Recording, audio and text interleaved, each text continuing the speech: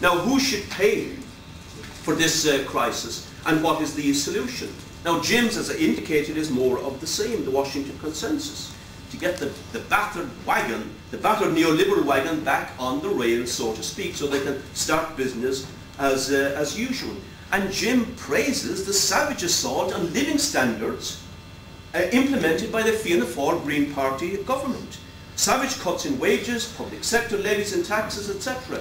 And Jim says whatever way one looks at it, further serious surgery is required in government spending.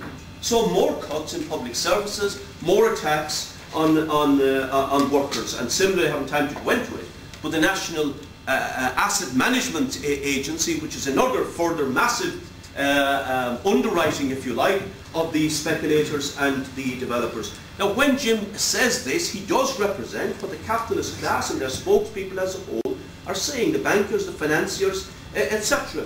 We had the weighty figure of Peter Sutherland, a very well-known international bourgeois, lecturing us there a few weeks ago on the need for massive sacrifices. The same man is the chairman of Goldman Sachs International. Now, some of this galls, quite frankly, when you think that in the United States, the parent company of Goldman Sachs International, which is called Goldman Sachs, was up to its necks absolutely in the subprime mortgage crisis. But it cunningly got out of it in 2007, before the bubble burst. And it made massive money in gambling on the subprime market on the way up, and then short selling, as it's called, making massive profits on the way down as well. And only a few months ago, Goldman Sachs, incredibly, got $12.9 billion from US taxpayers as part of the bailout of the AIG Corporation, the insurance corporation. Now, sadly, when Peter Sutherland was waxing eloquently on the need for Irish workers to make the sacrifices on RT's radio programme Morning Ireland, no one thought to put these hard questions to him. But we should put them to him, because it just outlines the massive hypocrisy of these elements who are the principles of the market, the rulers of the economies of the world. The solution, dear friends, by us, the socialist solution, is to take the economy out of the hands of these people, of the capitalists, of the financiers, of the big corporations. Nationalisation of the banks would be a cornerstone. Not nationalisation of bad debts and toxic assets, as has happened in the US, Britain and in Ireland, but public ownership with democratic control. And on that basis, the bank policy on investment, on lending, on the mortgage crisis and negative equity for many ordinary working people, which is a crisis now, would be democratically directed for the benefit of society and for social good.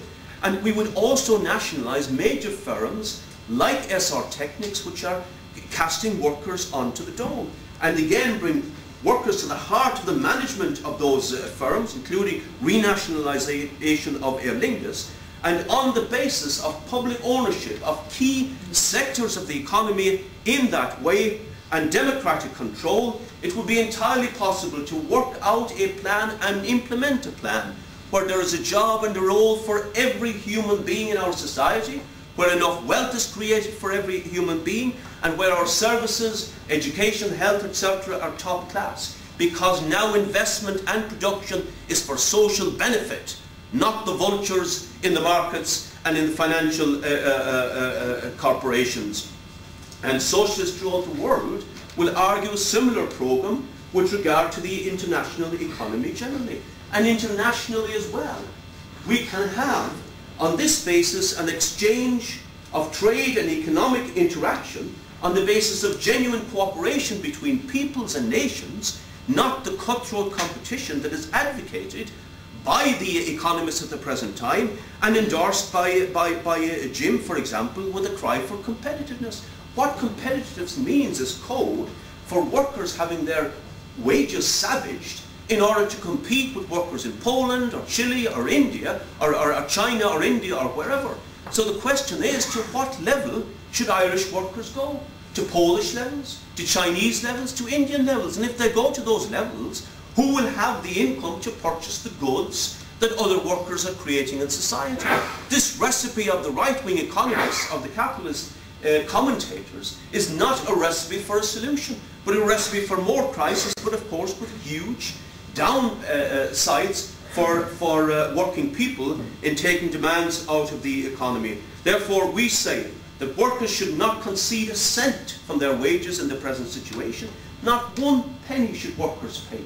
We denounce the Congress of Trade Unions, which has already conceded massively before even a debate happened that the principle of the pension levy, for example, was correct, which on every factor has sold out on the interests of working people, having spent 21 years, far too long, in so-called social partnership with the employers and the government. The Irish Congress of Trade Unions, in terms of leadership, have shown themselves to be nothing more but whimpering wimps in the pockets, in reality, of the ideology of big business and the current government. So working people should independently mobilise their power to resist the present onslaught. Industrial action on a grand scale should be contemplated democratically and a fight back, and politically as well. I don't have time to go into it now, but perhaps can elaborate at the end, or somebody may do so from the floor.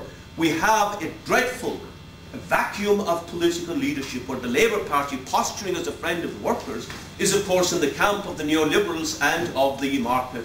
And therefore we do need a new mass party for working people, a mass party of the left, that will fight and put across an alternative along the lines that I am speaking about here tonight. That, dear friends, is an entirely different approach to what we will find in the billionaire and billionaire-owned media, among the economists and among the spokespeople and the defenders of the present system. But I will say that what is going on at the present time, and the crisis and this massive assault on the living standards of working people and on our services, will provoke a huge backlash and a huge reappraisal by ordinary working people, that we need to think and rethink again the basis on which our society is run and organised. And I would hold that the outcome of that process will be a huge shift to the left in the thinking of working people in our society, and the beginning of an embracing of the ideas